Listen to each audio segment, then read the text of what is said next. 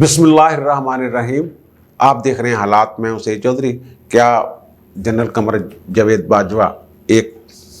और एक्सटेंशन लेने जा रहे हैं, इस पर बात करेंगे। अगर वो लेने जा रहे हैं तो फिर उसके क्या असरात होंगे, और फिर तो एक सूरत हाल ही बदल जाएगी। और फिर सियासतदानों के UHQ से राब्तों के हवाले से हमारे वज़ीर दाखिला साहब ने जो आज फरमाया है और चैलेंज किया है, उस पर बात करेंगे। और फिर क्या एस्टेब्लिशमेंट मियाँ शहबाज शरीफ और दीगर जो सियासतदान हैं चंद एक, उनके बारे में बात करेंगे, क्या उनसे मायूस हो गए। लेकिन इससे पहले हम बात करेंगे इस्लामाबाद हाई कोर्ट और सुप्रीम कोर्ट। एक आज जो हुक्म जारी किया है chief justice Islamabad high court mister justice Athar Minallah ने, उससे ये ज़ाहिर ये तासर लग रहा है कि सहाफ़ियों के हकूक़ के हवाले से या बुनियादी हकूक़ जो हैं आज़ादी इज़हार राय के हवाले से, और उस पर जो कार्रवाई हैं FIA की, उसमें कोई दोनों अदालतों में, बड़ी अदालतों में कोई शायद इख्तलाफ है। क्या मामला है, इस पर पहले बात कर लेते हैं। ये आपको याद होगा कि सहाफ़ियों ने एक दरख्वास्त दी थी मिस्टर जस्टिस काजी फ़ायज़ ईसा और जमाल मंदोखेल के बेंच में, और उन्होंने खुद नोटिस लिया था। फिर उस पर एक नया खुद नोटिस लिया चीफ जस्टिस ने, कायम मुकाम ने, और फिर 5 रुकनी बेंच बनाया, और फिर उसका जो कार्रवाई थी 2 रुकनी बेंच की, वो कल अदम कर दी या ख़त्म कर दी, और जो सहाफ़ियों की दरख्वास्त थी उसको समाअत के लिए 3 रुकनी बेंच, जिसकी सरबराही मिस्टर एजाज़ अल एहसन सब कर रहे हैं, वहाँ भेज दिया। और सहाफ़ियों ने, अक्सरियत सहाफ़ियों की जो थी, उन्होंने अपनी दरख्वास्तें वापस लेने की सदा की। अब वो दरख्वास्तें वापस लेने के लिए तहरीरी तौर पर कुछ करते फिर रहे हैं। बहरहाल वो जो इस्लामाबाद सुप्रीम कोर्ट है, सुप्रीम कोर्ट ने उस केस की समाअत के लिए जो तारीख़ मुकर्रर की वो 17 सितंबर, इसी माह 17 तारीख को वो 3 रुकनी बेंच समाअत करेगा। और उन्होंने ना सिर्फ ये कि रिपोर्ट मंगवाई है DG FIA वगैरह वगैरह से, बल्कि जो इस्लामाबाद हाई कोर्ट में केस ज़ेर समाअत हैं या ज़ेर इल्तवा हैं, उनकी बाबत भी रिपोर्ट तलब की है इस्लामाबाद हाई कोर्ट से। आज जो मिस्टर जस्टिस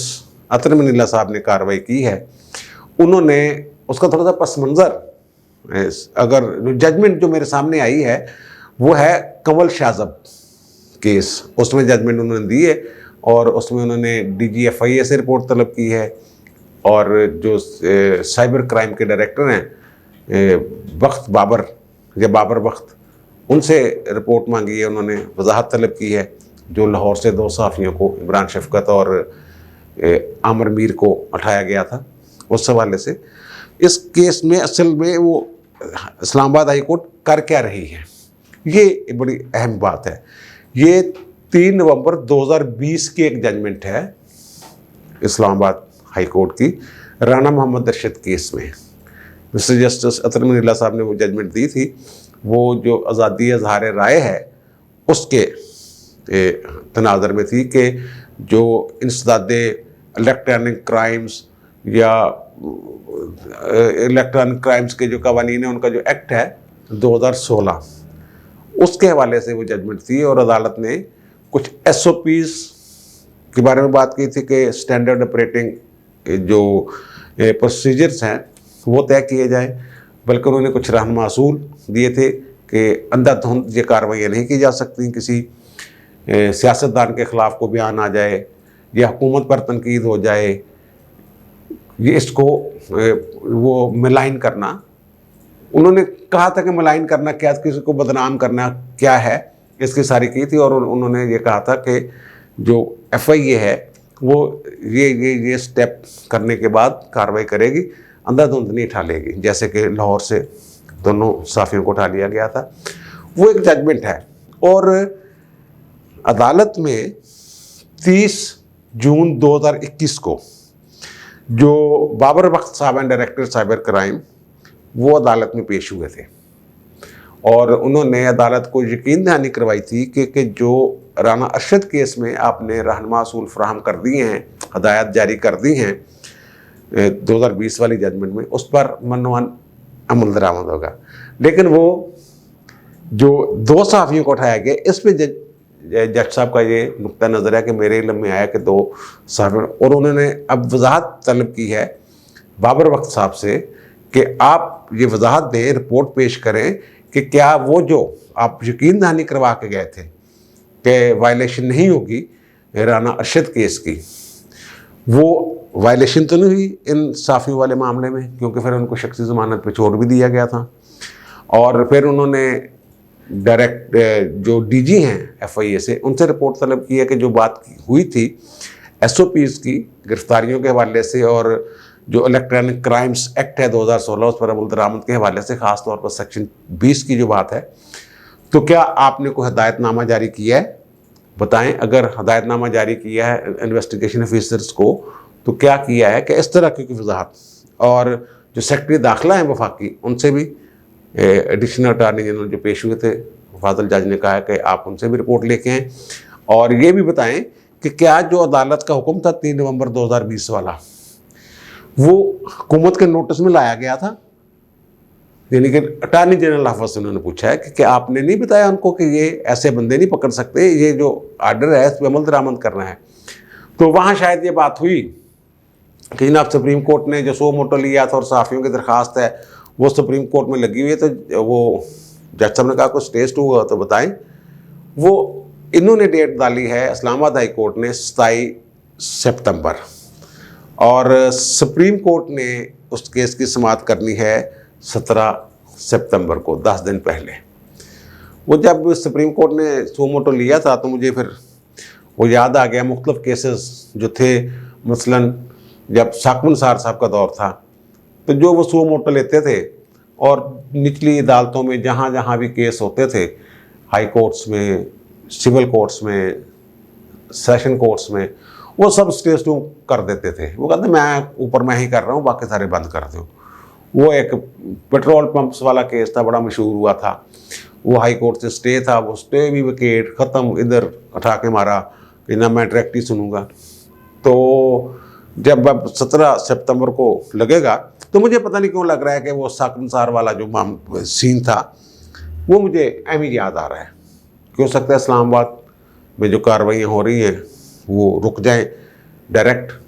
क्योंकि मिस्टर अतर मनील्लाह साहब जो है वो उन्होंने आप तहरीरी तौर पे ये ऑब्जर्वेशन दी है कि हम इंसानी हकूक़ की जो खिलाफ वर्जी है ना उस पर आँखें बंद नहीं कर सकते।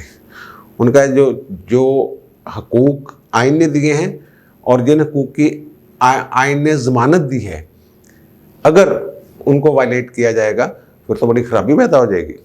उनका नुक्ता नज़रिया और उनका माजी में भी हकूक़ इंसानी के हवाले से जो मुकदमात हैं वो बड़ा उनका शदीद या सख्त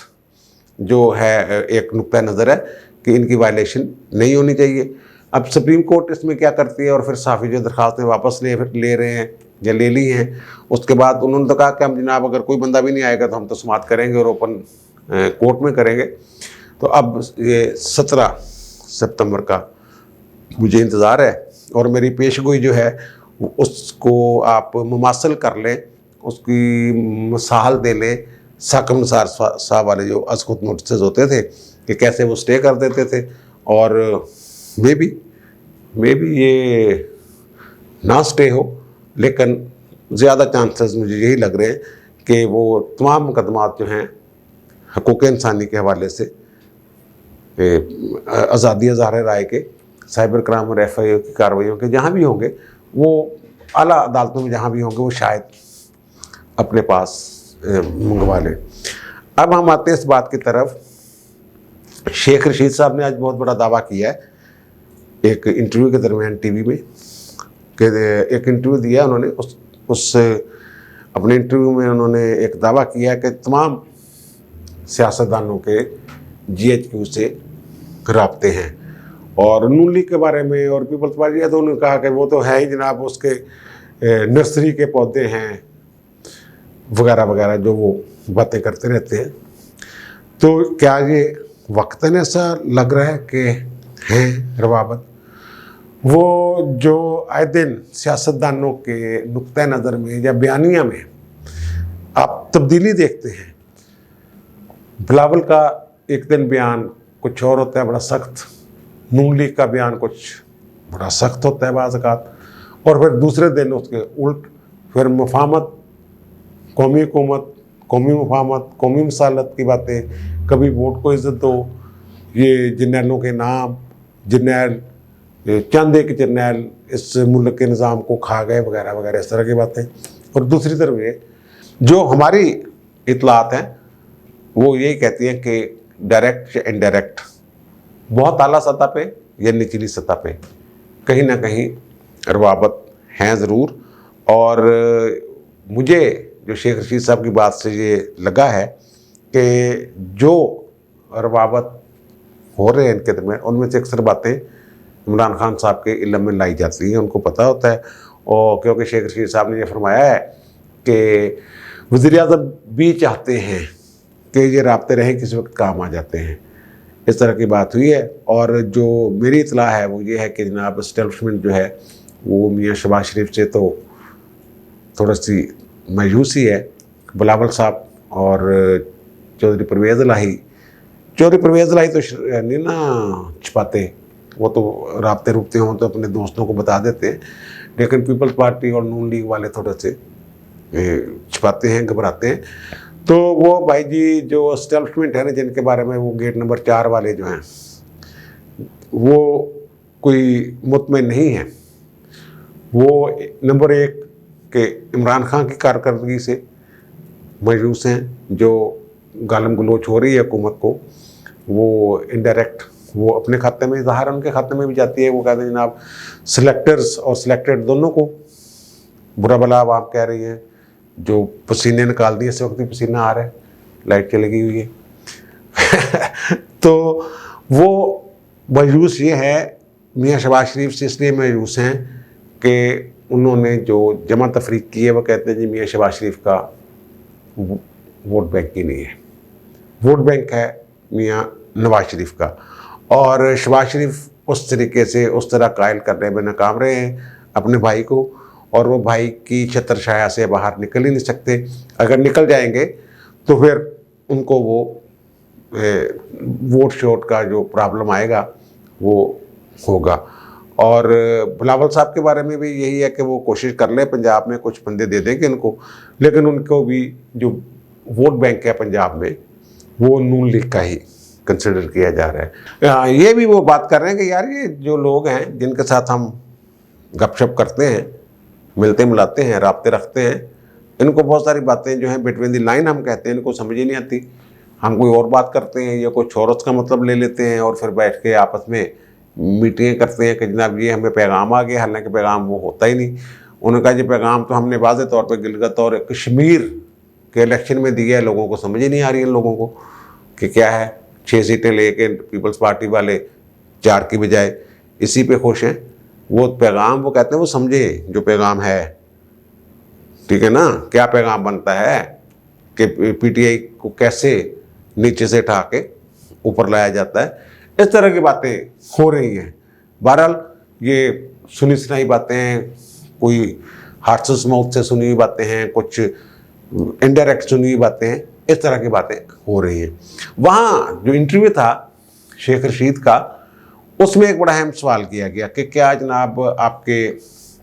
जनरल कमर जावेद बाजवा साहब जो हैं वो 64 साल तक जो है, वो सवाल इस तरह उन्होंने किया था कि 64 साल उम्र की जा रही है रिटायरमेंट की। तो उन्होंने कहा यार तो चंगा भला समझदार आदमी है मालक, मैं तो समझते हूँ हर चीज़ कानून कानून का पता हैगा, वो तो पहले ही 64 साल है। एक बात उन्होंने ये की। और वो जो कानून है जो तरमीम की थी सुप्रीम कोर्ट के हुक्म पर, आपको याद ही होगा, उसमें यह है कि 3 साल के लिए एक्सटेंशन, जो भी आर्मी चीफ आएगा उसका 3 साल के लिए तकर्रर होगा, लेकिन रिटायरमेंट की उम्र होगी 64 साल। दोनों में से जो पहले आ जाए उस पर अमल दरामद होगा। फ़र्ज़ करें कि आज एक आर्मी चीफ मुकर्रर होते हैं, वो अगर 64 साल के 1 साल बाद ही हो जाते हैं तो वो रिटायर हो जाएंगे। और अगर वो जैसे हमारे मौजूदा आर्मी चीफ हैं, ये 2022 में इन्होंने 29 नवंबर या 28 नवंबर 2022 को रिटायर होना है दूसरी एक्सटेंशन के बाद भी जो है, तो इसके बाद भी इनकी उम्र जो है ना 64 साल नहीं होनी, 62 साल होनी है। 2 साल मज़ीद एक्सटेंशन मिल सकती है। क्योंकि वो जो कानून है उसमें एक्सटेंशन की कोई नहीं है, ये कि जनाब एक से ज़्यादा मरतबा एक्सटेंशन नहीं मिल सकती, एक्सटेंशन मिल सकती है। ये बातें बड़ी देर से हो रही हैं, तकरीबन 6 माह से। सबसे पहले हमने ये बात की थी कि आप वो एक्सटेंशन लेने, वो कुछ लोग फिलर छोड़ते रहते हैं, देखते रहते हैं नब्ज़ चेक करने के लिए, पल्स रिपोर्टें इकट्ठी करने के लिए कि देखें क्या रद्द-ए-अमल आता है, क्या नहीं आता। अगर ऐसा हो जाता है तो ये जो मेरी इतला है, ये जनरल बाजवा साहब की तरफ से ये फिलर नहीं छोड़ा जा रहा या टेस्टर नहीं लगाया जा रहा है, ये कहीं और से दूसरे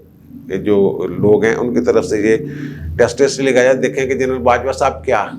सोच रहे हैं और वो क्या कहते हैं। तो हमारे जो शेख रशीद साहब हैं उन्होंने फरमाया कि जब अल्लाह जानदा या इमरान खान जानदा। इमरान खान तो छाती से लगा के पत्ते खेलता है, वो शो ही नहीं करता अपने पत्ते कि एक्सटेंशन मिलनी है मज़ीद जनरल कमर जावेद बाजवा को या नहीं मिलनी। ये इस तरह की बातें हैं। लेकिन वो जो मैं जो साहब लगाता हूँ, जमा तफरीक करता हूँ, तो इमरान खान साहब तो हैं जिन रिपोर्टों पे इन्हिसार करते हैं, वो तो रिपोर्टें या जो मशवरे या जो भी स्ट्रेटजी वगैरह हुकूमत के हवाले से, वो तो ISI की तरफ से आती है। जनरल फैज़ अमीर साहब ज़ाहिर है उसके चीफ़ हैं ISI के, तो वो हमने पहले ही बात की थी कि अगर वो क्योंकि बराह रास्त जवाबदेह हैं और बराह रास्त मतहत हैं वज़ीर आज़म के, तो ज़ाहिर उनकी कुर्बतें भी हैं और वज़ीर आज़म उन पर एतमाद भी बड़ा करते हैं। और अगले आर्मी चीफ़ के तौर पे ये जब कमर जावेद बाजवा साहब को एक्सटेंशन मिली थी, उस वक्त भी ये बड़ा शोर मचा था, उनका नाम सामने आया था। लेकिन जो सीनियरिटी और दीगर मामलात हैं वो मैं आपके सामने रख देता हूँ कि जब 2019 में ये रिटायर हुए हैं, रिटायरमेंट की उम्र थी, तो उस वक्त कुछ और लोगों के जनरल सरफराज वगैरह ये वो सीनियर मोस्ट थे। अगर जनरल बाजवा रिटायर हो जाते उस तारीख को तो फिर उनमें से किसी ने आर्मी चीफ बनना था। और अब जब ये 28 या 29 नवंबर 2022 को रिटायर होंगे, तो इस दौरान 23 जर्नल जो हैं लेफ्टिनेंट जनरल, वो रिटायर होना है उन्होंने इस दौरान। ये यानी 2019 और 2022 के दरमियान जो है तकरीबन 23 जर्नल ऐसे हैं जो रिटायर हो गए या हो जाएंगे। अच्छा, उसके बाद एक बैच बचता है जो सीनियर मोस्ट बैच होगा, और वो उसमें जनरल फैज़ अमीर साहब, उसमें पहला नंबर है लेफ्टिनेंट जनरल साहर शमशाद साहब का, जिनकी हमने एक विलाग में बड़ी तारीफ़ की थी कि बड़े सोल्जर हैं। और फिर लेफ्टिनेंट जनरल अज़हर अब्बास साहब हैं, और फिर नमान महमूद साहब हैं, और फिर चौथे नंबर पे जनरल फैज़ अमीर साहब हैं। ये 4 जर्नल हैं। इसके बाद भी इस बैच में और लोग भी हैं, लेकिन आमतौर पर ख्याल यही होता है कि 4 में से एक जो हैं वो अगर 29 नवंबर या 28 नवंबर 2022 को बाजवा साहब रिटायर होते हैं, इनमें से एक आर्मी चीफ होंगे और एक जो हैं वो चेयरमैन होंगे जॉइंट चीफ्स कमेटी के। और उस हवाले से एक नाम जो ऊपर वाला नाम है वो उसके बारे में तकरीबन 51% या 60% क्लियर है कि वो कौन होंगे। बाकी जो आर्मी चीफ के लिए जो नाम है वो इनमें से, अगर जनरल बाजवा साहब 2 साल मज़ीद एक्सटेंशन ले जाते हैं, जनरल एक्सटेंशन दे दी जाती है, तो फिर जनरल फैज़ अमीर साहब, बल्कि जो 4 नाम मैंने लिए हैं इनमें से कोई भी आर्मी चीफ नहीं बन सकेगा, क्योंकि इनकी जो रिटायरमेंट की उम्र है, रिटायरमेंट की जो डेट है वो है 22 अप्रैल 2023। 22 अप्रैल 2023 तक इनकी जर्नैली ख़त्म। अगर जनरल बाजवा 2 साल मज़ीद लेते हैं तो फिर वो 2024 तक आर्मी चीफ रहेंगे। जबकि ये जो जर्नैल हैं 4 जिनका मैंने जिक्र किया है, जो उम्मीदवार हो सकते हैं, उम्मीदवार नहीं, जो जिनको ये एक इज़्ज़त मिल सकती है कि इस मुल्क की फ़ौज की कमान करें, वो तो फिर उनसे 1 साल पहले 2023 में उन्होंने अप्रैल में, बल्कि 22 अप्रैल एग्जैक्ट डेट में बता रहा हूँ, वो रिटायर हो जाएंगे। तो फिर क्या सोचें आप कि खान साहब चाहेंगे कि जो उनको जो उनके सबसे पसंदीदा हैं और जिनको वो अपने दिल के बड़ा करीब पाते हैं, कोई ऐसा इकदाम कर सकते हैं वो कि वो नज़रअंदाज हो जाएं, एक आनर जो मिलने वाली है उससे उनको महरूम कर दिया जाए। तो मेरा अपना ख्याल यही है कि कुछ और लोग हैं जो ये सवालात मुख्तलिफ एंकर्स या टीवी के मेज़बानों के मुंह से सवालात की शक्ल में सामने ला रहे हैं ताकि जनरल बाजवा साहब के बारे में कुछ पता चले कि वो क्या चाहते हैं। लेकिन मुझे यही लगता है कि इनको मज़ीद एक्सटेंशन वाला जो मामला है वो नहीं होगा। और खान साहब तो मेरा नहीं ख्याल वो चाहेंगे मज़ीद एक्सटेंशन, और शायद वो खुद भी ना चाहें बाजवा साहब, क्योंकि ये जो मैंने बात की है कि 4 अहम सीनियर जनरल्स हैं, फिर इनका पहले 23 जो हैं जिनका जिक्र मैंने किया है वो उनकी एक्सटेंशन की वजह से उनमें से जो गड़बड़ हुई है वो तरक्की के बगैर, तो ये फिर 4 जो हैं जो जिनमें खान साहब के पसंदीदा भी मैंने बात की है, तो फिर ये भी कर जाएंगे, फिर इनको तो मौका नहीं मिलेगा आर्मी चीफ बनने का। इसलिए मेरा जो गालिब इम्कान इस बात का है या मेरी जो सोच है वो इस तरफ जा रही है कि एक्सटेंशन नहीं होगी, बल्कि वो अपने वक्त पर 28 या 29 नवंबर जो भी टाइम डेट होगी 2022 वो रिटायर हो जाएंगे। अब मुझे इजाज़त दीजिए, इंशाल्लाह कल दोबारा मुलाकात होगी नए व्लॉग के साथ। अल्लाह हाफ़िज़।